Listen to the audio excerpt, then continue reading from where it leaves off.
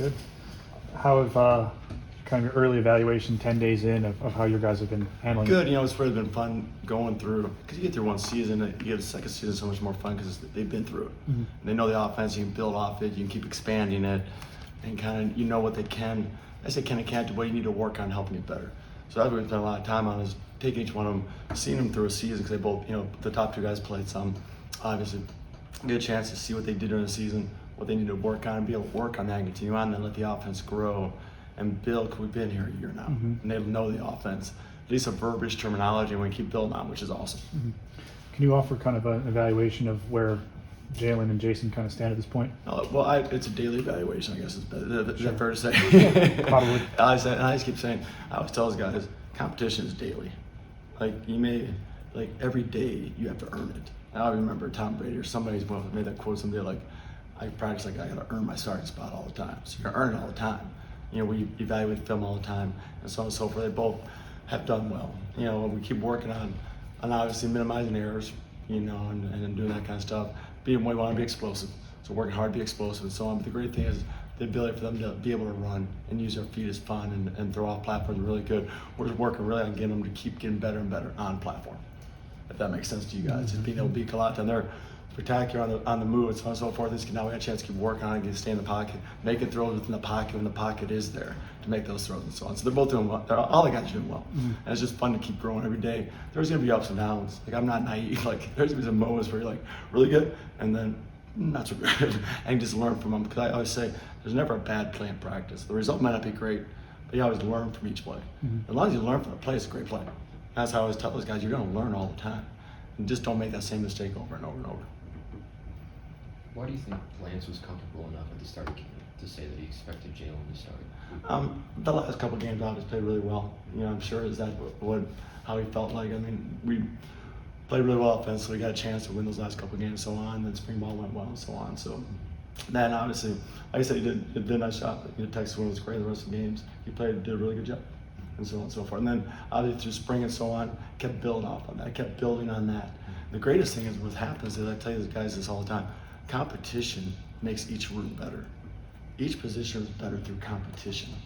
So one guy has a chance to start making plays. The other guy wants to play, right? And he keeps playing. The other guy's got to keep moving and keep pushing. So what's really been awesome is we have guys we have competition now, and guys know they have to show up every day and compete, or the next guy's ready to roll, and the next guy's ready to roll, and that's what's really fun. So I've always said that wherever I've been, the best quarterback situations have been where there's competition. And guys have to keep performing daily and keep striving for excellence daily, because the next guy is going to be able to do that as well. So that's what's awesome. Lance said yesterday that he thinks that Jason's had some of his best practices, period, while at KU in the month of August. I guess, do you agree with that? And More, yes. Well, I think he started the last part of spring was really good, and then build on. I think a lot of it is him being more comfortable with the offense. A lot of times guys come from offenses where it's up tempo, not a lot of verbiage, not huddling, all that stuff. So our offense, obviously, when you huddle, there's verbiage and play calls and all that stuff that add into not just being able to go set hut and go, and it's a one-word play all the time. So I think him being more comfortable with the verbiage and the terminology in our offense has let him play fast again and let him just kind of be free. So I think that's where I see that as well going on. He knows he can read a play call now, read it and do stuff that we need to do, and because sometimes the plays are long, and he can now read and understand it and understand what's going on within that play and be able to just go play it and not think about what's supposed to happen here. That's what he can just go play. So I think that's helped him just go and be able to just kind of play and be free. Yeah, and you mentioned competition there, guys competing with each other. How have you seen then Jalen respond to Jason having a really good August? I think really good, because I think he's had a pretty good August too as well. So I think that's really been good. I've seen a good throw, and then you kind of want to, you don't want to top it, but you're like, great. You learn from that, and the room is very complimentary of each other. So it's not like, they don't really care about it. But being able to see another guy make plays, I think gets you locked in more. Like, I'm making plays too. I got to keep this thing rolling too, because we have opportunities to be really have a chance to be really good. What you want to? There you go. What kind of challenges or goals or anything did you set for Jalen during the offseason, and how would you say that coming back now at the start of camp that he's leveled those? On platform throws, the big thing we're working on is to continue to improve on being on platform, not always being on the move, being able to set your feet. I always say take a stand, get the top of your drop, make a stand, and make a throw. And not have to and look for an escape route or whatnot, you know, and so on and so forth. The big thing for him, and then to eliminate mistakes or turnover. And that we had a couple, I think, in the West Virginia game, if I remember, and a couple of those, and try to understand you don't have to always make a great play. Sometimes a great play is a check down. Sometimes a great play is throwing it away. Sometimes a great play is scrambling, get us back to the line of scrimmage, and we still have the ball in our hands. So kind of find that line of, hey, use athleticism and your ability to make great plays, great, but don't push it too far and all of a sudden do something we don't need to do. When the best thing is we just want to make sure when the whistle blows. I always tell them it's the rule of zero. If we still have the ball in our hands and a worse, we're back to the line of scrimmage, life's okay. We can still play. But another ball stuff play offensively. So those kind of things are big things we're working out with him. So he had, as a 17-year-old, is playing in not your offense. Right. Last year is playing limited because of his redshirt situation until the end of the year. Where do you think his development stands compared to somebody who would be a normal, true junior at this point? I think he has helped his development, because I think I know what you're saying. It's hard sometimes to not get these so-called reps, but I always say this, and I don't know if this is right nor wrong, but here's how I phrase it to the quarterbacks. If you watch a play, if you're at practice and you're not running the play with someone else is, or if you're watching film and you watch that rep, it's a rep. Whether it's physical or mental, it's a rep. Jalen's the best I've ever had. Best I've ever had is when the other guys were playing last year. He'd be with me, and we'd be running whatever, and he'd be doing the footwork right next to me, and doing as much as he can to get that rep. You know, it's not a true ball in his hand, to kind of get that rep picture and do the footwork to get that thing situated. Because it's like there's always a moments of watching some guys just come in, minimal reps, come in and make great plays. And other guys have to be a rep guy. Well, everybody's like a rep guy, but you can't get them all the reps everybody needs. So you have to be able to understand that a mental rep, a film rep is a rep. And you have to be able to take that, see what someone else does, remember that, learn, and not make that same mistake and make the throw. And we'll listen in film room and go, hey, coach said to do this, I got it. So when my opportunity comes, I do make that throw. So we have a lot, now the good thing is we also have a lot of individual work.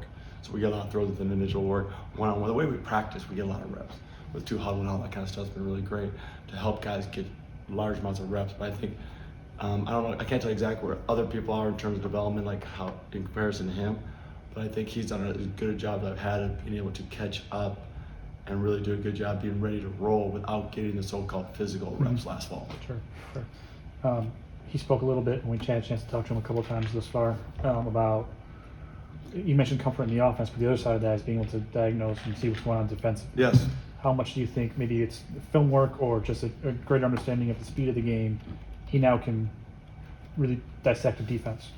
Obviously, it's been, what's nice is he took a lot of time this summer to do that. He talked about, Coach, I want to watch film. Start seeing what the defense is doing. Start giving me a chance to get off of one side and get to the other side off of a defensive look. And we're spending time within this camp and filmed it almost daily, talking about now that they're understanding of the offense, now we can build off of, okay, now let's talk more defensive stuff and terminology and verbiage. So I think he is really working hard to grow in that area. To be obviously see pressure looks, be able to see coverage schematics and say, hey, I see what they're doing. I know what should be open. I can get there faster. So I think he's really growing quite nicely in that area. And he also spent time, he said, kind of shortening his windup, kind of Yes. making it a more compact throw. Does that?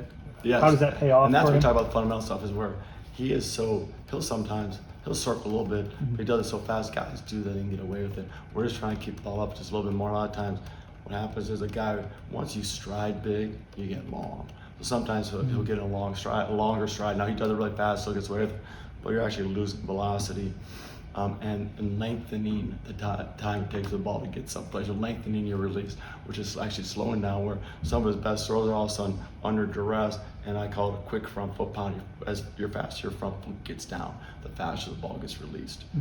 You know, the slower you step, the slower you get. So we do a lot of drill with him, just getting the foot down fast and being able to do that. I think he's done a good job with that, and that's what we're working on usually daily, at least a 5 or 10 minute period, just being able to work on getting that thing situated, and then hopefully hoping it keeps working on and carrying over to actual game-like situation.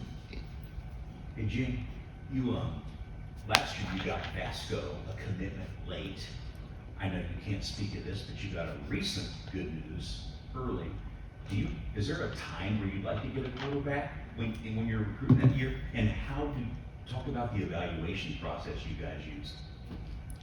we want to get the best person we can at any whenever that occurs. That's fair to say.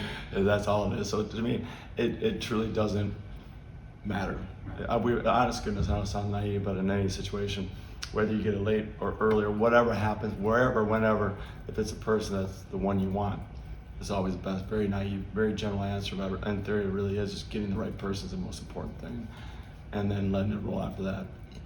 On that front, then, what do you look for when you're evaluating a guy that you want to add? What are the traits that you're looking for? You like, in theory, like I always talk about, especially that position, you'd love to come from a program that's been successful. You know, the kid has had success, obviously that helps. You know, I saw it being a winner, obviously.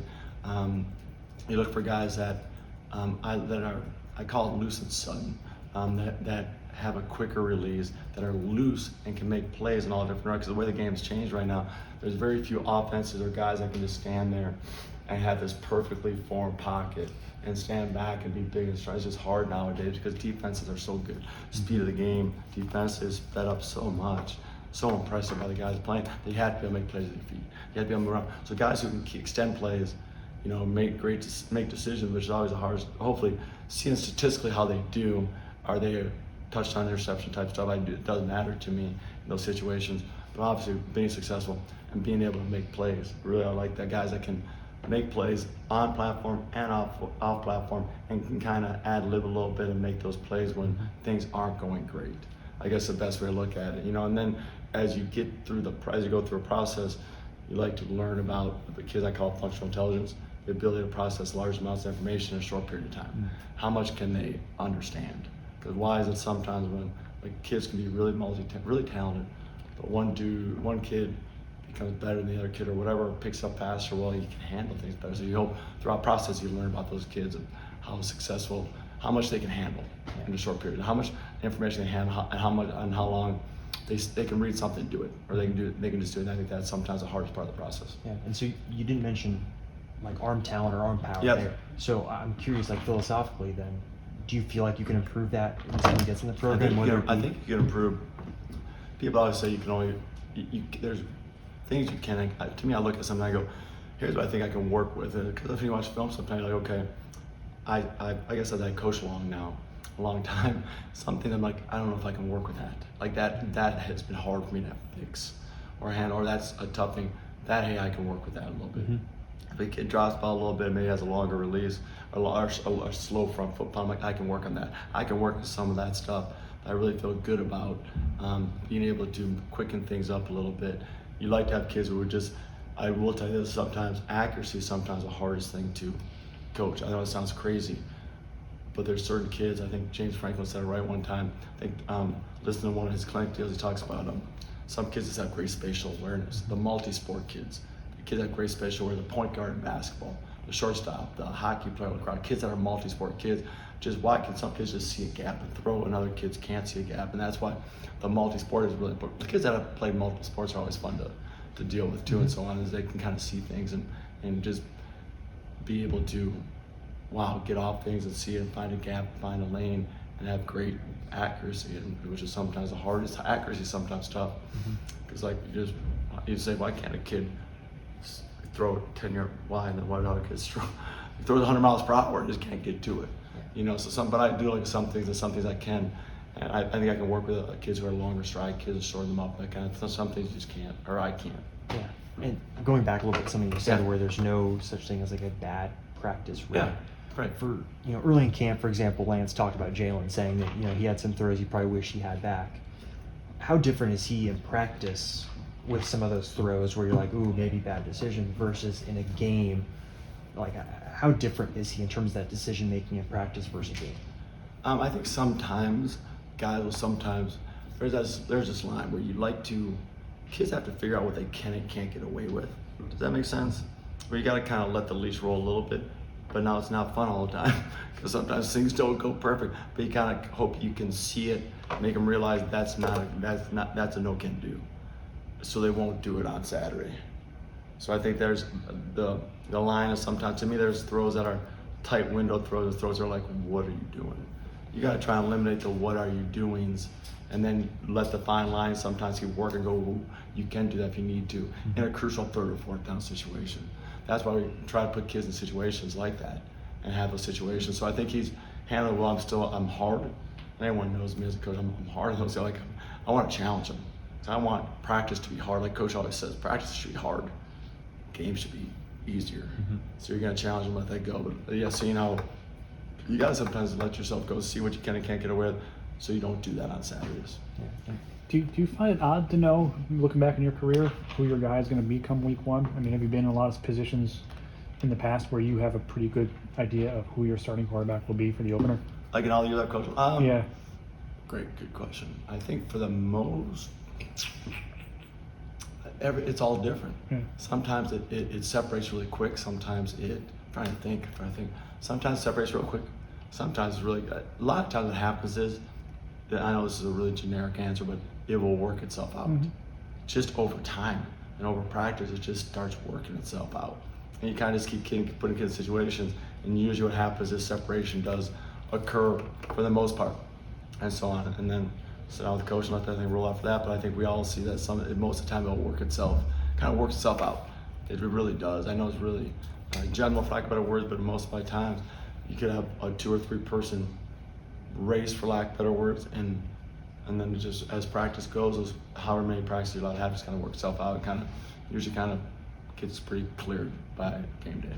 Before the start of camp, a lot of the players raved about Ethan, some of the throws he made, his athleticism. For you, like, how have you seen him adapt to playing Power 5 football and kind of his first really weeks? pleasantly surprised by his ability to pick up the offense. And give us a chance to continue to practice in the way we practice with multiple huddles and all that stuff and so on. So that's the fun part. Look at a kid a lot of times young kids struggle with just the general understanding of the offense itself. They'll be good in like one-on-one drills, stuff like that, because you're just throwing to a guy and drill work. So I've been really pleasantly surprised, and I'm athletic and has arm talent, runs around well, and just a very yes sir kid. I mean, I can say whatever I want to him. He's gonna say yes sir back at me. Yes sir. I can say it. And that's just great. Very mature for a young man, age-wise, and just kind of yes sir. Makes a mistake, yes sir. I can yell at him or be hard on him, and yes sir. And he goes on to the next play. So that's why it's been really good to see a kid just kind of next play and go to, like what I was talking about, focus. You guys heard me say all the time. You gotta be able to focus and refocus. He does a really good job being able to focus. Boom, refocus and go on to the next play. Now live in the past. A lot of young guys, oh my gosh, now I just go on to the next play. So it's been fun. He's done a really good job. And Lance talked about the quarterback 3 battle, whatever, between Ben and Ethan. I guess, how do you evaluate where those guys are at and who maybe, is separate? No, they're doing well. Like I said, that's another thing, is just kind of let itself go. Like us, we don't talk much about those situations, that. And we just let that thing kind of work itself out. So it's been fun daily to watch all those guys go and work themselves out, and then be able to see through individual work and practice work and team settings, all that stuff, kind of let that thing go. So that's what's been fun about it. And it's been, I will tell you the honest to goodness truth, the room itself is awesome. I know people always say, like, they always push for each other. And that's not always hard when maybe someone's getting more work than another guy. And, of course, guys always want to have a ton of reps. But they're very, very, very positive with each other and really help each other. Even the guys who maybe aren't getting many will help the next guy or come back, hey, Ethan, you see this, right? Jason, you see this, or Jalen, hey, I saw this, and they really help each other out. They really have building, like, they're very, as Coach Slee would tell you, those kids have done a great job with our culture and understanding. It's all about the team, and it's all about we and not me, and that's not easy. In this day and age right now, that's hard, and they've done a really good job of caring about each other, and all they want to do is for KU to be successful. Whoever that may be, obviously everybody wants to start. We know that. But the guy who is, they're going to be behind him 1,000,000%, and whoever goes in, they're going to be there and help them out, make them be the best they can be. Anything else, Coach? All right. Thanks, guys. Thanks, guys. Have a great day.